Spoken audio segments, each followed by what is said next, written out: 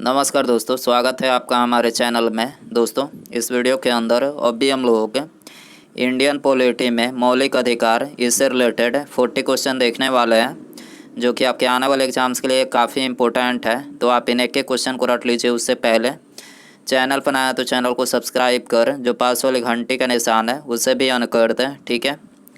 तो देखिए, यहाँ पर हमारा पहला क्वेश्चन है, मौलिक अधिकार भारतीय संविधान के किस भाग में वर्णित है। तो देखिए, मौलिक अधिकार जो है ये भारतीय संविधान के भाग 3 और अनुच्छेद 12 से 35 तक में जो है इसका वर्णन किया गया है, ठीक है। तो यहाँ पर बी करेक्ट हो जाएगा। क्वेश्चन नंबर 2 है, मूल अधिकारों को सर्वप्रथम किस देश में संवैधानिक मान्यता प्रदान की गई। तो देखिए, मूल अधिकारों को सबसे पहले जो है ये संयुक्त राज्य अमेरिका में इसे संवैधानिक मान्यता जो है प्रदान की गई, ठीक है। तो यहाँ पर बी करेक्ट हो जाएगा। क्वेश्चन नंबर 3 है, डॉक्टर भीमराव अंबेडकर ने भारतीय संविधान के किस भाग को सर्वाधिक आलोकित भाग बोला है। तो देखिए, सर्वाधिक आलोकित भाग जो है ये भारतीय संविधान के भाग 3 को बोला है, ठीक है। तो यहाँ पर सी करेक्ट हो जाएगा। क्वेश्चन नंबर 4 है, मूल अधिकार मूल कहलाते हैं क्योंकि वह। तो देखिए, मूल अधिकार मूल कहलाते हैं क्योंकि वह मानव के प्राकृतिक और अप्रतिदेय अधिकार है, ठीक है। तो यहाँ पर डी करेक्ट हो जाएगा। क्वेश्चन नंबर 5 है, भारतीय संविधान के भाग 3 में कुल कितने अनुच्छेद अनुच्छेदों में मूल अधिकारों का जो है वर्णन किया गया है। तो देखिए, इसका करेक्ट आंसर ऑप्शन डी हो जाएगा। भारतीय संविधान के भाग 3 में जो है कुल 24 अनुच्छेदों में जो है मूल अधिकारों का वर्णन किया गया है, ठीक है। क्वेश्चन नंबर 6 है, प्रारंभ में निम्नलिखित में से कितने मौलिक अधिकार दिए गए थे। तो देखिए, जिस समय संविधान बना था उस समय मौलिक अधिकार जो है 7 दिए गए थे, ठीक है। लेकिन अभी वर्तमान में जो है 6 कर दिया गया है। एक जो संपत्ति का अधिकार था ये पहले मूल अधिकार था, लेकिन 44वां संविधान संशोधन के अंतर्गत जो है मूल अधिकार से इसे हटाकर जो है कानूनी अधिकार बनाया गया है, ठीक है। तो अभी वर्तमान में कितने हैं, तो 6 मौलिक अधिकार हैं, ठीक है। और जब संविधान बना था उस समय कितना था, तो 7 था, ठीक है। बी करेक्ट हो जाएगा। क्वेश्चन नंबर 7 है, मौलिक अधिकारों को लागू करने का दायित्व निम्नलिखित में से कहाँ पर होता है। तो देखिए, मौलिक अधिकारों को लागू करने का जो दायित्व होता है तो ये उच्चतम न्यायालय पर और उच्च न्यायालय यानी इन दोनों जगह पर होता है, ठीक है। उपर्युक्त में दोनों पर होता है। सी करेक्ट हो जाएगा। क्वेश्चन नंबर 8 है, मौलिक अधिकारों का निलंबन निम्नलिखित में से कौन कर सकता है। तो देखिए, मौलिक अधिकारों का निलंबन जो है ये राष्ट्रपति कर सकते हैं, ठीक है। सी करेक्ट हो जाएगा। क्वेश्चन नंबर 9 है, मौलिक अधिकारों के बारे में सुनवाई करने का अधिकार निम्नलिखित में से किसको प्रदान किया जाता है।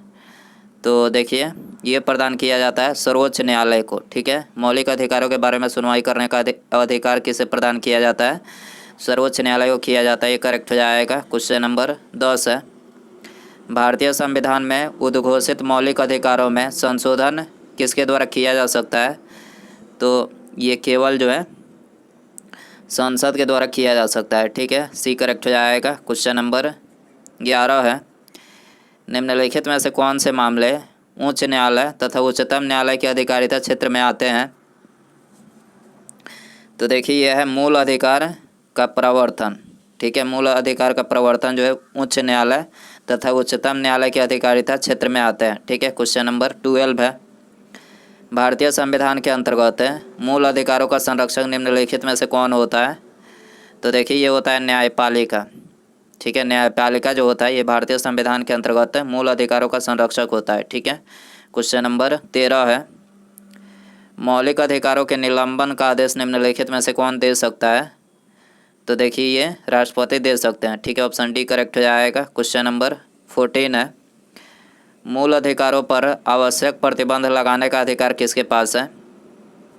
तो देखिए, ये संसद के पास है, ठीक है। तो यहाँ पर बी करेक्ट हो जाएगा। क्वेश्चन नंबर 15 है, मौलिक अधिकारों का प्रमुख उद्देश्य निम्नलिखित में से क्या है। तो देखिए, इसका जो प्रमुख उद्देश्य है तो देखिए यह है व्यक्तिगत स्वतंत्रता को सुनिश्चित करना, ठीक है। व्यक्तिगत स्वतंत्रता को जो है सुनिश्चित करना जो है मौलिक अधिकारों का प्रमुख उद्देश्य है, ठीक है। क्वेश्चन नंबर 16 है, भारतीय संविधान में प्रदत्त मूल अधिकारों को निलंबित करने वाली सत्ता कौन सी है। तो देखिए, यह है राष्ट्रपति, ठीक है, भारतीय संविधान में प्रदत्त मूलभूत अधिकारों को निलंबित करने वाली सत्ता कौन सी है? राष्ट्रपति है। ऑप्शन डी करेक्ट हो जाएगा। क्वेश्चन नंबर 17 है, समानता का अधिकार भारतीय संविधान के किन 5 अनुच्छेदों में दिया गया है? तो देखिए ये दिया गया अनुच्छेद 14 से 18 में। ठीक है, अनुच्छेद 14 से 18 तक में जो है ये मतलब इन 5 अनुच्छेदों में समानता का अधिकार दिया गया है। ठीक है, क्वेश्चन नंबर 18 है, भारतीय संविधान के निम्नलिखित अनुच्छेदों में से कौन विधायन सत्ता पर पूर्ण नियंत्रण लगाता है? तो देखिए ये है अनुच्छेद 14। ठीक है, अनुच्छेद 14 जो है ये विधान सत्ता पर जो है पूर्ण नियंत्रण लगाता है। ठीक है, ये करेक्ट हो जाएगा। क्वेश्चन नंबर 19 है, भारतीय संविधान के कौन से अनुच्छेद में किसी भी रूप में अस्पृश्यता निषेध के लिए प्रावधान है? तो देखिए इसे करेक्ट आंसर ऑप्शन बी हो जाएगा। भारतीय संविधान के अनुच्छेद 17 में जो है किसी भी रूप में जो है अस्पृश्यता निषेध के लिए जो है इसमें प्रावधान है। ठीक है, क्वेश्चन नंबर 20 है, समानता का अधिकार भारतीयों के लिए सुनिश्चित करता है। तो समानता का अधिकार भारतीयों के लिए जो है धार्मिक समानता, आर्थिक समानता और सामाजिक समानता यानी ये तीनों जो है सुनिश्चित करता है। तो यहाँ पर डी करेक्ट हो जाएगा, उपर्युक्त में सभी। ठीक है, क्वेश्चन नंबर 21 है, संविधान के किस अनुच्छेद के प्रावधानों के अंतर्गत भारत सरकार द्वारा भारत रत्न, पद्म विभूषण आदि अलंकरण प्रदान किए जाते हैं? तो देखिए ये प्रदान किए जाते हैं अनुच्छेद 18 के अंतर्गत। ठीक है, अनुच्छेद 18 के अंतर्गत जो है भारत सरकार द्वारा भारत रत्न, पद्म विभूषण आदि अलंकरण जो है प्रदान किए जाते हैं। ठीक है, क्वेश्चन नंबर 22 है, 1995 में पारित अस्पृश्यता अपराध अधिनियम को वर्तमान में किस नाम से जाना जाता है? तो देखिए वर्तमान में इसे सिविल अधिकार संरक्षण अधिनियम के नाम से जाना जाता है। ठीक है, ऑप्शन डी करेक्ट हो जाएगा। क्वेश्चन नंबर 23 है, भारत का संविधान स्पष्टतः प्रेस की आज़ादी की व्यवस्था नहीं करता है, किंतु यह आज़ादी अंतर्निहित है किस अनुच्छेद में है? तो देखिए यह अनुच्छेद 19(1) में है। ठीक है, ऑप्शन ए करेक्ट हो जाएगा। क्वेश्चन नंबर 24 है, समानता का अधिकार भारतीय संविधान के किन अनुच्छेदों में वर्णित है? तो देखिए समानता का जो अधिकार है तो ये भारतीय संविधान के अनुच्छेद 19 से 22 तक में जो है वर्णित है।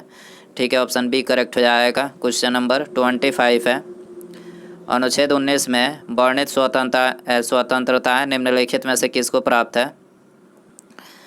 तो देखिए इसका करेक्ट आंसर ऑप्शन सी हो जाएगा, केवल भारतीय नागरिक को प्राप्त है। ठीक है, क्वेश्चन नंबर 26 है, भारतीय संविधान का अनुच्छेद 21 निम्नलिखित में से किसके विरुद्ध संरक्षण प्रदान करता है?